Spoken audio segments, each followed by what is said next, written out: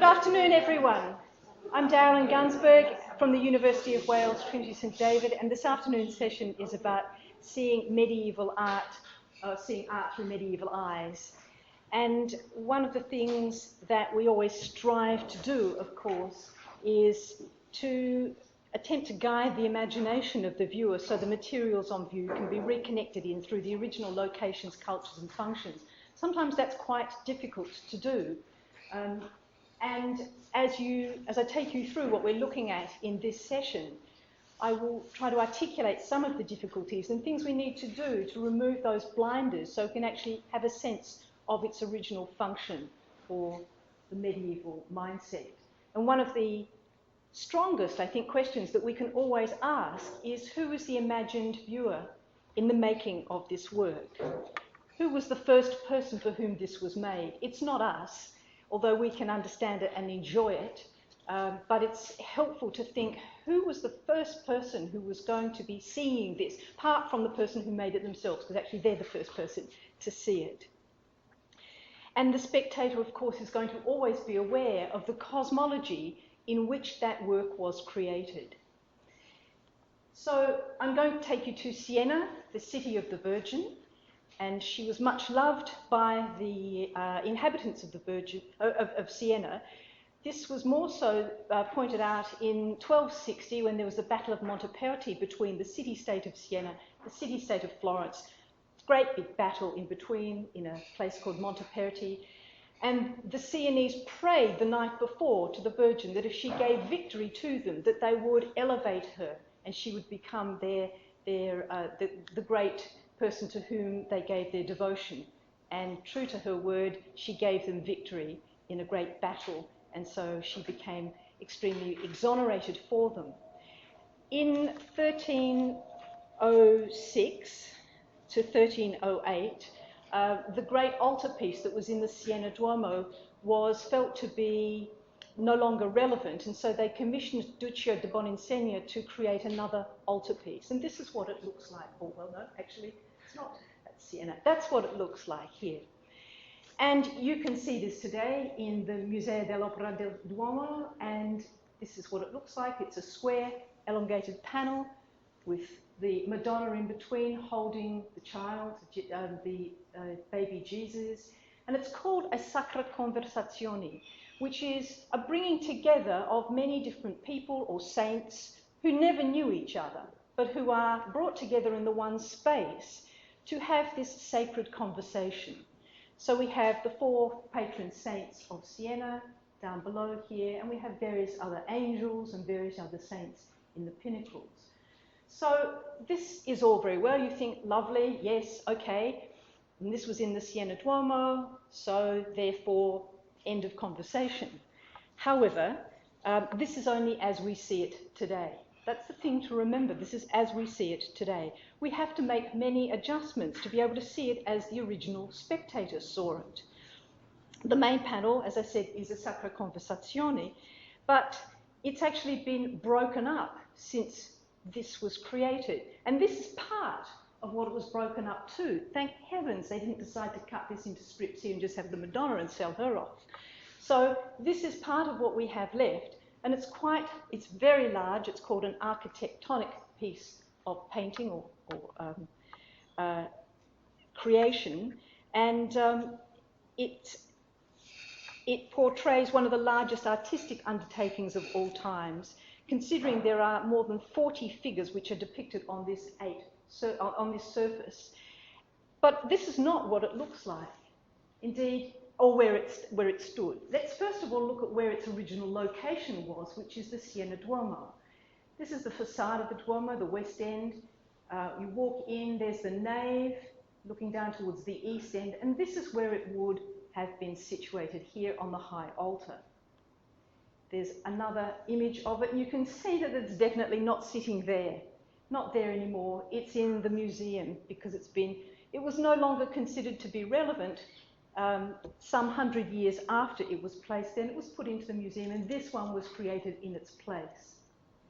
So here we are, beautiful, extraordinary piece of work, one in which many people, including myself, have simply stood in front of it and cried totally without control. It's a beautiful piece. It's painted against gold background. It would have looked magnificent on that high altar.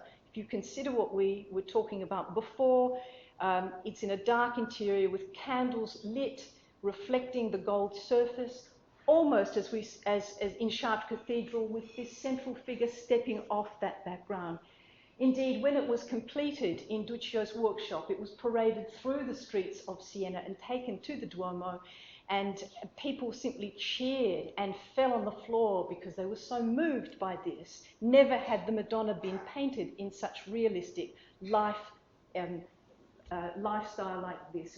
It was considered to be something which was absolutely at the cutting edge of what these paintings were about. It was very different in terms of it being an altarpiece. But this is what it looked like. Here's the bit we've been looking at here. And this is a digital reconstruction by some students at Lafayette College in Easton, done some years ago. But it was a double-sided altarpiece, and on the front there was the life of the Virgin. On the back was a Christological sequence. And you can see that it's in segments. The images are separated, but in actual fact it was read, it could have been read up and down like that, could have been read across like this. There are many ways to read it. And on the bottom we've got the predella, which shows the previous, this is the life of Christ, this is the Virgin holding the Christ child, and in the finials and pinnacles we've got various saints. So again, we have the tripartite division of the architectonic piece here. The finials, the world to which we aspire when we die, the central panels, which is the world in which we pray, or to whom we pray, and the predella, stories from the past that justify the present. But you can understand that we need to do a lot of work in order to re-visualize what it was and where it was placed. And I've just done a digital reconstruction here to show you the possibility of what it might have looked like. A huge piece, an architectonic piece on the high altar, which would have been seen as part of the miracle that occurred inside the Duomo at various feast days and during Mass. Now, above it is an oculus here, which was also created by Duccio, and it's divided into three parts as well, so another tripartite division of this, but it's also divided not only horizontally but laterally. And we can look at that in a bit more detail. And this is until not so long ago, it wasn't attributed to Duccio, but it has been now attributed to him. It's a huge piece. It's 700 metres in diameter. And it's actually quite a unique piece of stained glass work. The technique that Duccio used in creating the work is really quite extraordinary. The window is made up of 14 large panels. Sorry, did you say 700? No, 700 centimetres. What did it? Thank you, 700 centimetres, yes. That's very impressive. Good pickup, yeah. Yeah. Big cathedral. And originally, the light from the oculus would have shone onto the Maya star, sitting here, that piece we saw before. It was made up of sapphire blue to ruby red, from golden yellow to emerald green. Now, it's not the same as Chartres Cathedral, but you would have still had that same sense of the light coming through and then hitting the Maya star and forming this extraordinary interior where the miraculous events would have been made explicit in imagery. However, this isn't the real thing. The real thing sits here in the Musée dell'Opera del Duomo, here. You can actually walk up to it and look at it, which is terrific for us art historians who want to examine it. But it doesn't belong there. So another thing that one has to do is to take that image and walk with it in one's head into the Duomo and to reimagine the oculus and the great architectonic double-sided altarpiece, and to think that what was that actually doing and saying for the people who lived in that environment? What was the cosmology that engendered that and which is no longer valued? The other thing to recognise. It's no longer valued. It's been cut up and sold off, and there are pieces all over the world. We can stay in Siena, and we were there previously in the Duomo, and now we're going to move to the civic area, the Palazzo Publico, which is the area of justice and the area that devises and makes the laws. So in this civic area, and this is where we're looking at, so you can see that it's rather curved here. This is the Campo, where they hold the Palio, which is a horse race that's been held since the early 1300s. It's held in exactly the same space, same event rules exist in today as it did then. So we get a sequential carrying on of history, which is lovely. I'm not going to dwell on that, but I just wanted to show you that this is the communal area where people come and gather. There's a fountain which is at the back here, just obscured by that place. But we're going up here. We're going up into the Palazzo Publico to the back here. And this is a ground plan just to show you where we are. The Sala dei Nove, the room of the nine judges who were elected every couple of years to be able to propagate the laws and mete out justice. And just to show you, this is from Google Earth. And I've done this so that you can see that the shadows are being cast this way, which if you didn't know and you were just simply looking at this, tells you immediately that this is the south. This is the pathway of the sun as it moves from east to west. So this is what we're looking at, and this is an important clue, an important piece of information to what we're going to be looking at next. Because what we're looking at is we're looking at the decoration that was commissioned for the Sala dei Nove. And I just point out before we go to it is that you would walk into the Sala dei Nove either from here or from here. There's two doorways into it. But there is a wall of possibility for painting here. There's a wall here, and there are windows here. There's no decoration on this. So when we're looking at this in terms of the sun moving from the east to the west along that southern line, then we are looking at the possibility that there might be something on that wall which is important, which needs to be lit up. So let's have a look and see what it is. This is a series of frescoes painted by Ambrogio Lorenzetti, and it's always called the Good and Bad Government. That's its shortened title. It's actually called The Good City, The Good Government, and The Bad Government and City. And it crosses three walls. You can just see that third wall here. This has been taken from the windows along the south. So this is the east side of the wall. This is the north, and this is the west. And placed along that east side is the Good City. Just go here. This is a detail of it.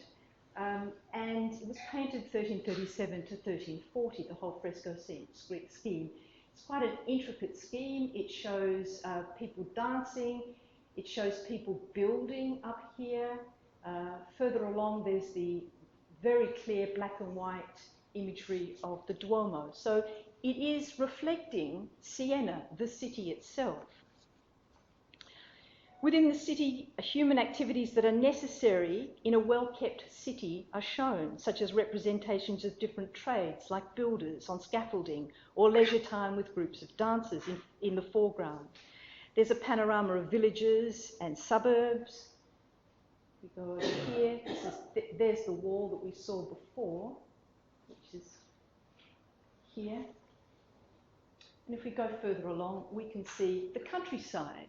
So we're seeing that same amalgam of countryside and city, which was so necessary for keeping things in balance and order. But this is the good countryside from the good city.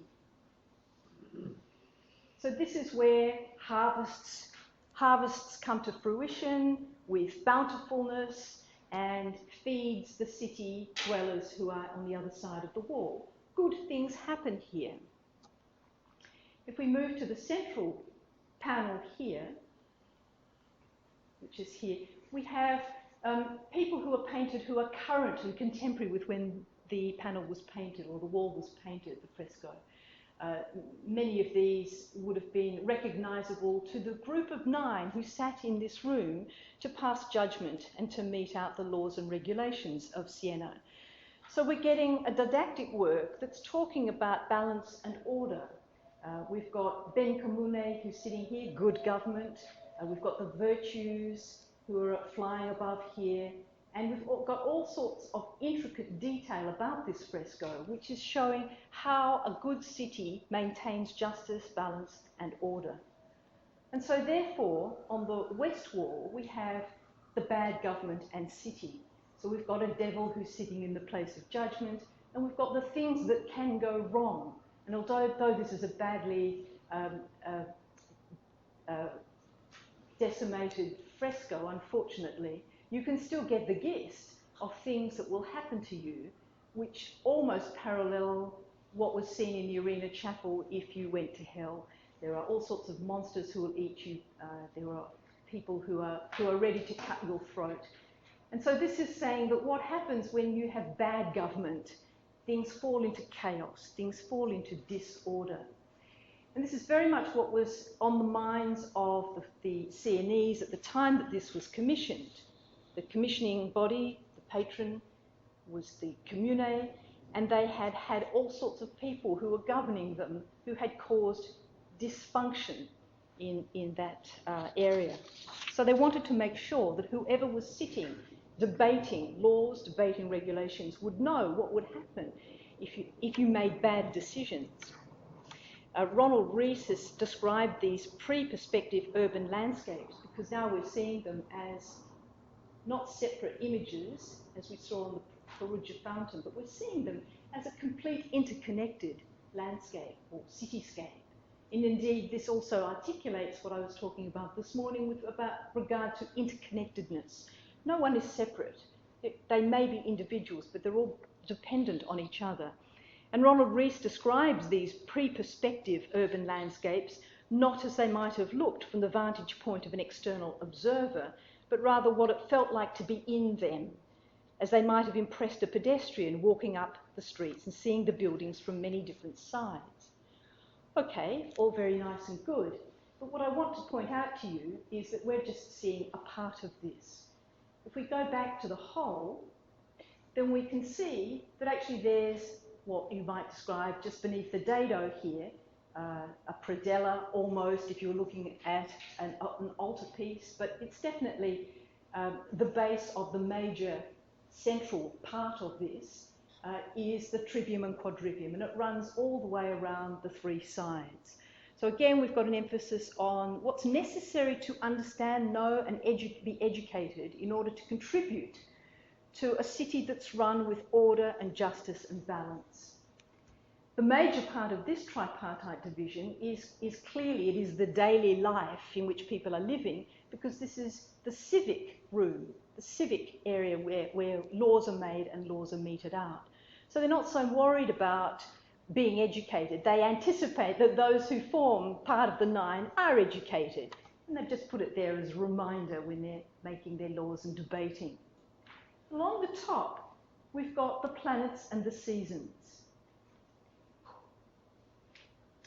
So here this is a part of the trivium, of course, astrologia, but we've also got and geometry and the Sienese coat of arms, just to show you some of those in large images, philosophia. But along the top, we've got, this is Jupiter, this is justice, and you can see in these small triangles either side of him are the 2 signs that are connected with him in what we call old rulerships, medieval astrology. So it rules Sagittarius and it rules Pisces. So we've got those 2 sitting either side, and that's where it sits here. And this is Saturn, and although this is degraded, we can see here that this is Aquarius. There's an urn of Aquarius here, and so therefore this must be Capricorn. And this is Mars. This is also painted as a military person. He has a helmet, an armour, and he's carrying a sword, and he's ruling Aries. And so we know, even though that this has been degraded also, that that must be Scorpio. So we understand from this is that there is an immediate recognition, understanding by those who are learned, those who are educated, about the nature of the planets, what they ruled, and what it was to keep those all in balance. Because if it goes into disarray, then we get bad government, if we get chaos. And interestingly, along that west wall, there are the planets in order of descent. So it starts with Saturn. Saturn's off the wall there. Jupiter, then Mars. In the central area, there's Venus. And in the east wall, there's Mercury and the Moon. And then the Sun is articulated through good government. Now, what I also want to point out to you is that because the east wall, just go back here, the east wall here shows the good city and the good government, then when the Sun is traversing from the east and moving in its southerly direction and gets to the west, it's going to shine in through those windows onto good government at sunset. Not all the time, not every part of the year, certain particular parts of the year will shine onto that and light it up, almost saying, let's bring in the Sun to emphasize the will of the Sun, i.e. God, the divine, and let's show that this is what we want, this is what we aspire to. And the west wall that's got the bad city and government never receives the light of the Sun, so it's kept in shadows. So there is intention in what is being painted around these walls. And just knowing that will give you an understanding of how that's brought in to medieval understanding, medieval cosmology. And Diane Norman adds that in commissioning the paintings for the Sala de Nova, the Nine intended to secure a pictorial manifesto for their political regime, providing reassurance of its beneficial effects and a warning to those who considered attempting to replace it. Gone are the separate and discrete depictions of the labours of the monks and the mechanical arts, and instead there's a unified and expansive spatial setting. The programmatic worldview of the medieval scholastics has been given an immediacy and a veracity that would have been all the more compelling for the painting's original audience. So when you walk into places like this, just bear in mind who the first audience was. We're moving to Padua now. We're going to stay in Padua. There's two pieces of art that I want to show you here. One I will cover quickly and the other I'll spend a bit more time on. So Padua is up here, west of Venice, about 35 miles walk. And in the baptistry, so this is the beginnings of life, or the time when the newborn was enjoined to the Christian way of life, baptism. And as you walk in through the door into a small vestibule here and walk into the main area here, there's where the child would have been baptized, and above it is a dome. And the dome shows God in the center with all the angels arrayed around it, and also the Madonna underneath it, the Virgin in glory. And underneath it is an image that I want to point to and just spend a bit of time on in terms of how we might see and understand art from the medieval cosmology. We can see this as a tripartite division if we wish. We can see the outer rings or the rings circling around it as a tripartite division, God in the centre, saints around it, and then the people from the medieval world who would have been very well known, some of these, the people who went into the Paduan baptistry. So if we just go to this image here, so this is where it is. So it's visible, very visible to people who are looking up to it, but there is a great deal of detail that's contained in it, which you wouldn't be able to see. But when you move into close-up and examine it, it's very relevant and obvious what it is. So why would they put that detail into something that's so high up that if you walked in, you wouldn't necessarily know? Two options. One is that they wanted to contain the details so that it was a record for who came after, so that people could know it, could understand it, that it was there, like a precious book that you might want to keep in your library for people who come after you generations of time. And the other thing is that it was intentional, that they wanted it there because that's how they understood the cosmos. And so they're not just going to put anything up there. They're going to put something that's meaningful. And what is it that's meaningful? First of all, the rings should alert you to the fact that these are, well, here's the unmoved mover that we've heard a lot about today. We don't necessarily, this has been depicted as Christ or God, but certainly in the Platonic and Aristotelian cosmology, it's the unmoved mover who starts the motion, supported by the angels, and then we have the ring of the zodiac, and then we've got the planetary spheres, the crystalline spheres. And they're done in different colours, and there's 1, 2, 3, 4, 5, 6, 7, and then there is the Earth in the centre. So it's the Chaldean order of planets. You would need, if you were looking at this in detail, you would need to know, and you would have known in that time period, the Chaldean order of the planets, the placement of planets and luminaries against the wheel of the zodiac, and the order of the seasonal zodiac, and the idea of planetary rulership and day-night rulers. This is a very fast, short lesson in what these are. If it's too technical, this is the time when you can just have a little doze. I'll call you back when we get to the end of it. So the Chaldean order of the planets, as we've seen before, Saturn, Jupiter, Mars, the Sun, Venus, Mercury and the Moon. The Earth was sublunar and full of imperfections. Planetary rulerships we've seen already in the frescoes of the good and bad government, that each of the planets rules 2 zodiac signs. So Saturn rules Capricorn and Aquarius, Jupiter, Sagittarius and Pisces, and so on. The moon only rules one sign, the sun only rules another. Rulership is the place where that planet or luminary has absolute power to articulate what it needs to do. It has the capacity to achieve what it wants to or needs to achieve. And it rules those signs. It has the ability, potency, and unquestionable right to perform its function.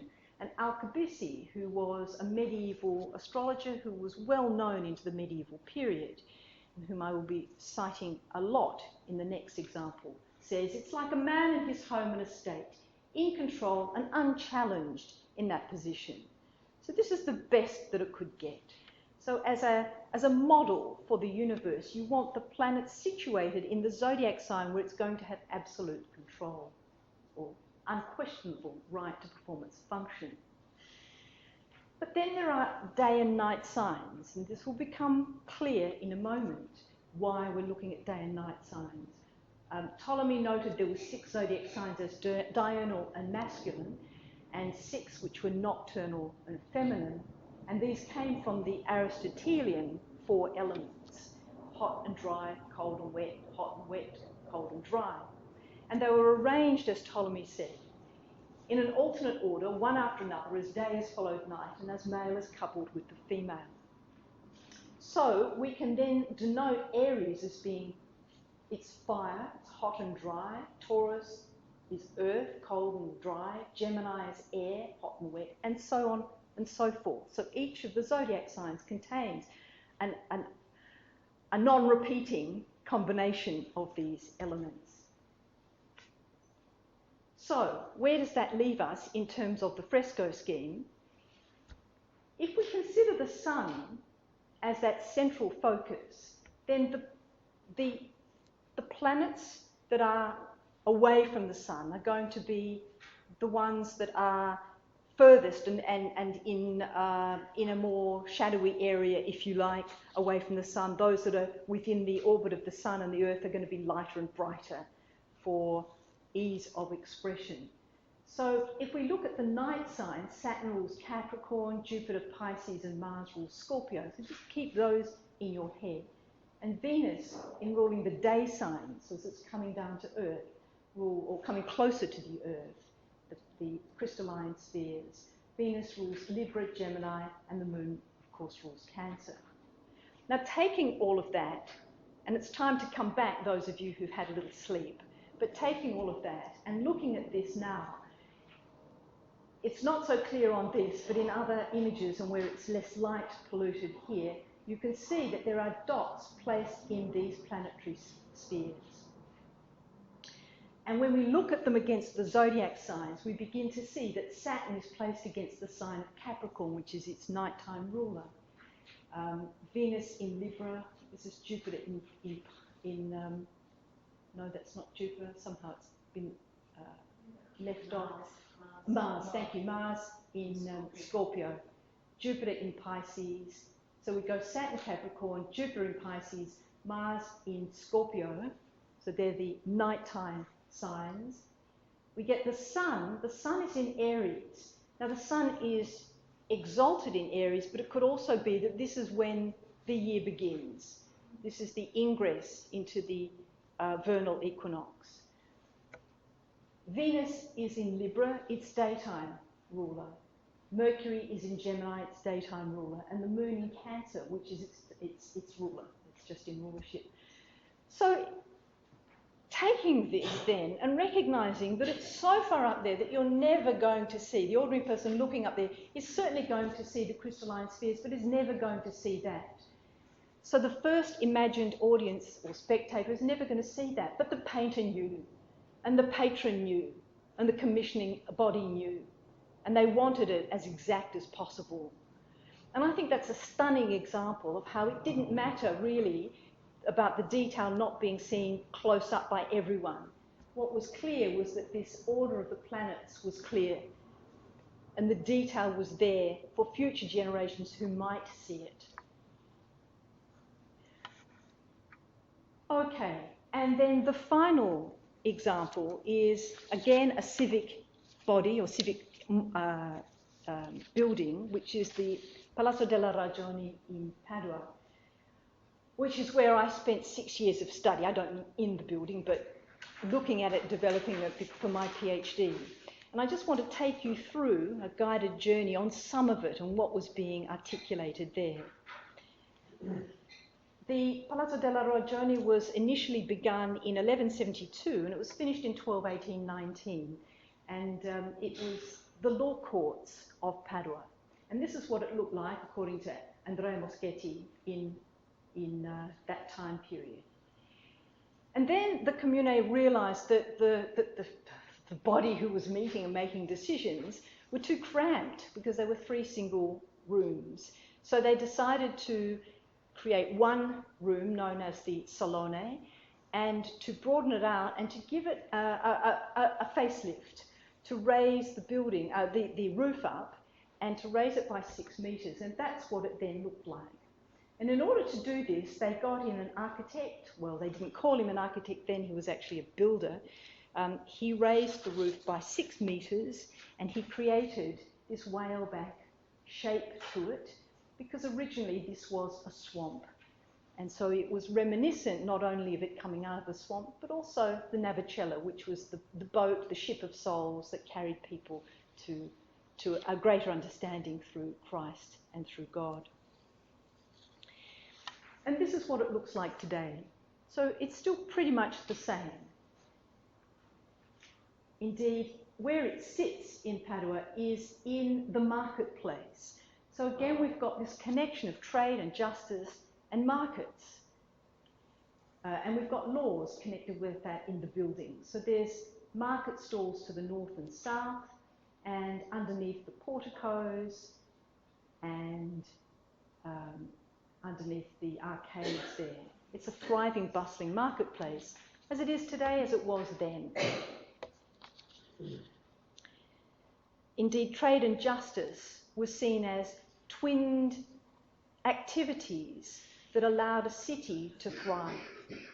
Good order meant trade was working. Business operations were happening happily as long as they adhered to the rules. This is the interior, and this is what I want to show you. And it's these 3 registers that are inside where I spent my time looking at them. These paintings below, these frescoes below, would not have been there. So when the builder raised the roof, these were bare walls and they needed to be filled. And Giotto di Bondone, who just finished work on the Arena Chapel and who was a rising star in fresco painting, was commissioned to come over, and he and his workshop painted these. Now, paintings don't just emanate out of someone's imagination. They have to be agreed upon by the commissioning body and by the person who's got knowledge of what's behind it, and by the painter who's also got information and understanding about how to put those images onto the wall and the best expression of them. And so we have a meeting of minds which come together, and one of them is Giotto with his unique expression of imagery. The other is the advisor to the whole fresco scheme, which is Pietro d'Abano, whom we'll meet in a minute. We have an eyewitness of the time for this, and he doesn't say very much about it, but he does say the 12 heavenly signs and 7 planets with their respective properties and qualities will shine in this complete covering, wonderfully worked by the topmost painter Giotto, and further inside with mirrors will shine other golden constellations and other forms. So we know that there are 12 heavenly signs, the zodiac signs, 7 planets, and their respective properties and qualities, their meanings, their understandings, and how that was being expressed within the daily lives of the Paduans. Mirrors actually were mirrors depicting the stars along the top, but that has since, unfortunately, been destroyed. There's been several times when the roof has been destroyed, once through fire in the 1400s and another through a hurricane taking the roof off in the mid-1700s. But every time that it's been repainted, the directive has always been ut prius erat, as it was before. Now, you could say that this was because Giotto was such an eminent painter that they wanted to recreate what he had designed and placed there. But I put it to you that it was actually because this was the cosmology of the day. This was what they believed and understood, and they wanted that recreated because it was of utmost importance to the people who met there and created the laws, and the people who meted out judgment to the people who came who had done wrong, who needed judgment being applied to them. So, if you observe this, and now we're looking at, this is the north side, the south, the east and the west, it's very clear when you walk into the Salone and look at these zodiac signs, which are very obvious to the eye, that they start in the southeast corner and they move clockwise or sunwise around the Salone. And we can, Pietro d'Abano, we can see those in their visual expression. So just hold that in your mind. A little bit about Pietro d'Abano. Who was he? He was a very highly eminent person of his time. He was the most influential man of learning during the last years of the 13th and early years of the 14th century. He was a philosopher, an astrologer, and he taught at the University of Padua. In fact, he was the first person to hold that position as an astrologer. He had taught in Paris in the late 1200s, and he was named as the first professor definitely known to have taught astrology in Padua. He, in fact, while he was in Paris, he came across the works of Ibn Ezra, and he translated them. Now, Ibn Ezra was a Jewish rabbi who made many commentaries on the Bible, but he was also an astrologer. He was extremely well versed in astrology. He wrote textbooks on astrology, and these textbooks permeated into the medieval period through d'Abano translating them. So whatever astrology d'Abano was using, it was informed by the astrology of Ibn Ezra. We also know that Ibn Ezra drew on the work of Al-Qabisi, so we're going back into Islamic astrology. Al-Qabisi, Ibn Ezra doesn't specifically say that he used the work of Al-Qabisi, but Charles Burnett says that he used Al-Qabisi without acknowledgement, and Ibn Ezra was always economic in naming his Arabic sources. But when you look at the two expressions, you can see a parallel. So we're getting a reception or a translation of the work of Al-Qabisi through Ibn Ezra into Pietro d'Abano, into Padua. And I think that's extraordinary because it shows the carrying on of the tradition, which we know was being expressed through the work of someone like Guido Bonatti. But now we're actually seeing it in visual imagery. The facade looks like this, or the fresco scheme looks like this. So here's the southeast corner that we were looking at and here's the sign of Aries. It's very obvious, Aries the ram. We've also got this rather strange figure, but he is, believe you me, the figure of the personification of the month.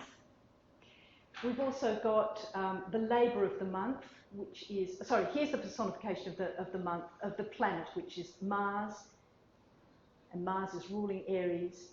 And then we've got a saint. And this notational scheme goes back many, many hundreds of years, right back to the 300s, where we see this same depiction of, in fresco schemes, of a labour of the month, and also finish, and a saint. They don't always have the zodiac sign with them, some do, but it's a tradition.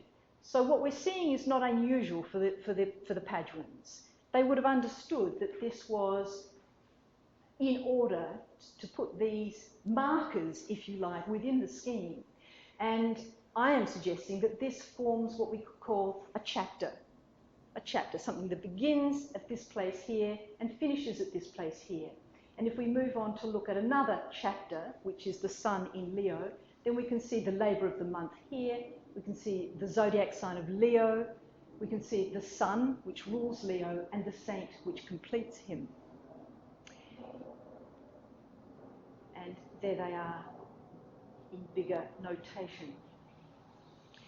And so this moves all the way around the four walls, 319 images across 3 registers.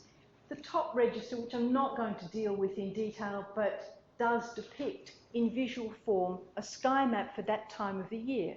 So when the sun was travelling through the zodiac sign of Leo, then some of these would have been visible in the sky. You might be able to see the curly expression of the Hydra, and on its back is the chalice and the raven. And the Hydra and the zodiac sign of Leo always sit opposite each other as the sun is travelling through the zodiac sign, or the constellation of Leo. So we've got the sky being depicted in the top register, and in the centre register we have activities. You can see little people here doing certain things, and then we have a religious import with the saint here, and there's various other expressions of angels, and so we've got an amalgam of Christian saints. We've got the behaviour of the Paduans, the daily activities of the Paduans. But we've also got a sense of timing and rhythm. What's going on at what time of the year? So I'd like to take you through just a couple of those schemes, those themes. Here's the Hydra that I was showing you before, more easily visible, the Hydra, serpent with the chalice and the raven on its back. And next to it, there's a very strange image.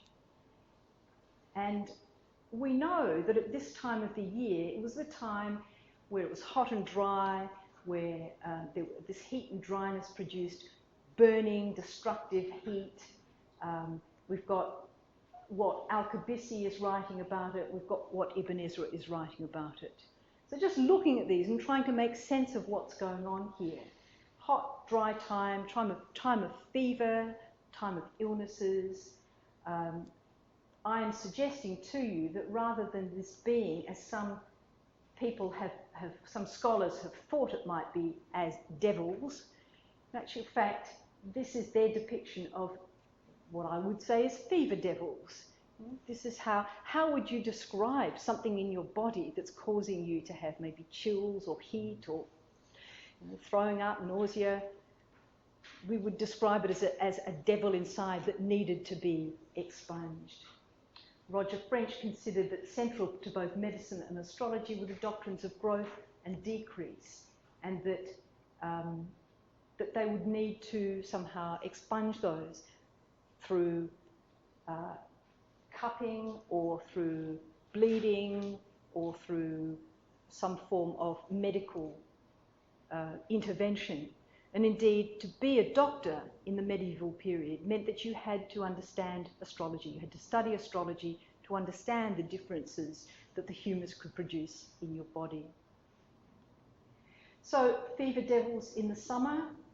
Other clues give us these images. This is a woman going to a pharmacy to buy herbs. This is a man who's wearing gloves, who's picking up herbs. He's wearing gloves because he didn't want to pick up something that could be poisonous or dangerous. And he's smelling it to get a sense of what it is.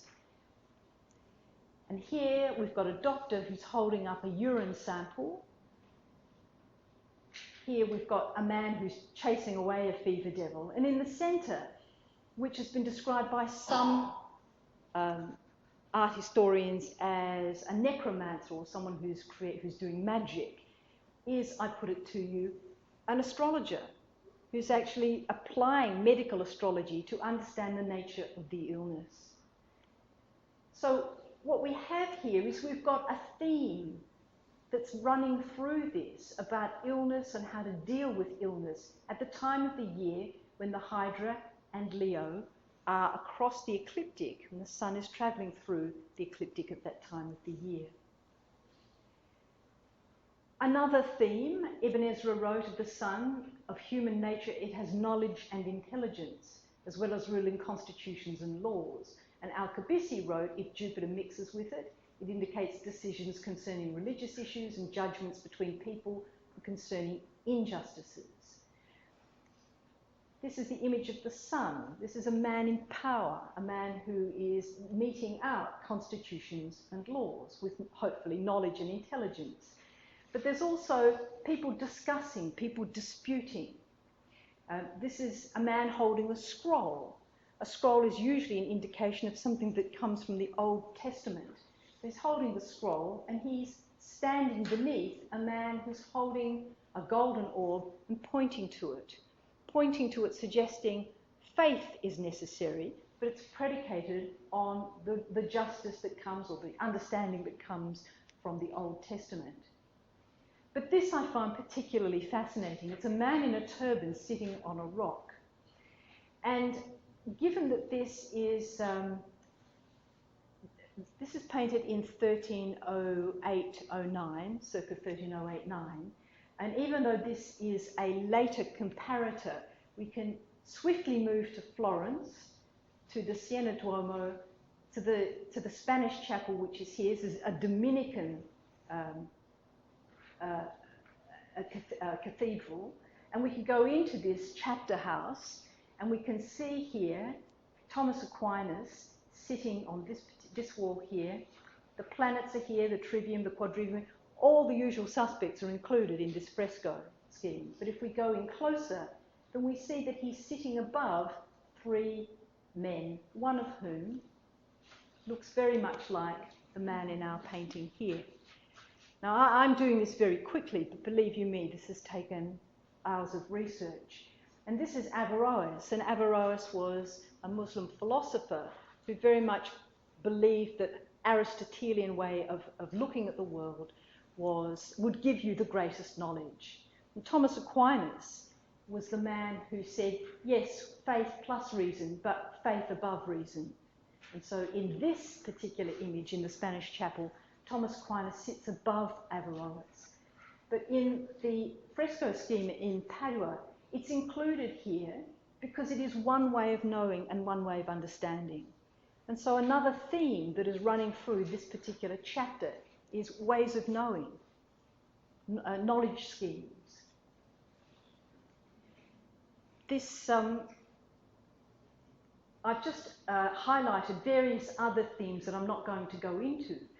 But even though they are separate single images, which some people have correlated with separate single degrees of the zodiac, what they omitted to do was to understand the particular focus of the medieval time period, which was an interlaced narrative, and it runs through literature just as it does through imagery and painting. The technique in epic medieval literature, noted by William W. Riding, was that of an interlaced narrative where various story threads tangle and untangle, cross and recross, in accordance with a carefully prearranged plan of narrative coincidences and interdependencies. And this meant that when you were looking at these images, you would get extra understanding and knowledge by what sits next to it. Rather like, in a simplistic way, when you look through the dictionary for a particular word, if you still use dictionaries, which I love to do, hard copy paper dictionaries, you see other words that are near them, and it gives you other information. That's a simplistic analogy, but you get my drift. That by looking at these and thinking about the one coalescing with the other, or in dichotomy with another, one could think of what was being articulated by those particular themes and make sense of them. This, just to show you other expressions, this is in the top left, in the northwest corner here. There's the north and the west where those two walls coalesce, so northeast corner is the Saturn rules Capricorn and Saturn rules Aquarius. Here's Saturn, here's some of the schemes, here's the labour of the month, the zodiac sign, the planet and the saint. And I just wanted to show you some of the images because they really do talk about the life in Padua. So it was very much about the people's Palazzo. It is where, even though justice was meted out, people would come there to have justice meted out to them. So it was for the common person as well as for the educated and the elite. And these are two people who are expressing melancholy. There and there, straddling either side of that corner and straddling the saint. But Ibn Ezra and Al-Kabisi also talk about the Saturn ruling tanners, leather workers and shoemakers. And what do we find on the walls of the Salone? We have leather makers, tanners and shoemakers. So we're getting a very clear depiction of the life of the city. Ibn Ezra says Saturn rules work that's exhausting and of little reward, such as quarrying stones, and it signifies captains or sailors. And in that same chapter, we've got those who chisel stone to create facades for cathedrals or chapels, and those who grind the knives or the instruments for which the stonemason can create those pieces of work. And there's also fixing the boat, because this is the dark time of the year. You're not going to go out sailing, so you might as well fix the boat so that when you need to go out and catch the fish, you can. And here's someone who is using an adze to create the pieces of wood so that the shipbuilder can build more ships. If we understand that this is based in an Aristotelian cosmology, then it begins to make sense to us. For at least 3 centuries, the 3-tiered fresco scheme of the first floor Salone, with its depiction of heavenly constellations and the qualities of the planets, which is informed by Pietro d'Abano, which is informed by the astrology of Ibn Ezra and Al-Kabisi, reminded the judges who worked in this building of the cosmology in which they lived. And by the 16th century, this cosmology had changed. So when scholars came to look at it, they no longer understood the cosmology that was being expressed. Some time ago, Simon Sharma did a TV series called The Jews, History of the Jews, and he said that the Mishnah and the Talmud were created for an endless future. And one could say the same of the Salone fresco scheme, that it was a narrative, interlaced pictorial cycle that placed astrology at the heart of its thinking. the beats that kept civic time, just as the church kept sacred time. It was a cycle that repeated endlessly, but not mindlessly, and it reminded the first viewers and spectators of who they were, how to maintain order and justice in the community, and where they stood between heaven and earth. So in conclusion, some of the things you can ask yourself is, who is the imagined spectator in the making of this work? And it allows you to move one step closer to being able to see what that cosmology was. It was a world that understood time and the seasons differently, and it's a world we've lost because we have light pollution and we don't recognise the sky that was so important to those people then. As Charles Harrison says, to respond to a work of art then is not solely to be motivated to know it better. It's to do the work that allows us to get closer to what that cosmology does, and it's to open the door into a world from which it emerged. So I hope what I've presented to you today and this morning has opened that door just a little bit. Thank you.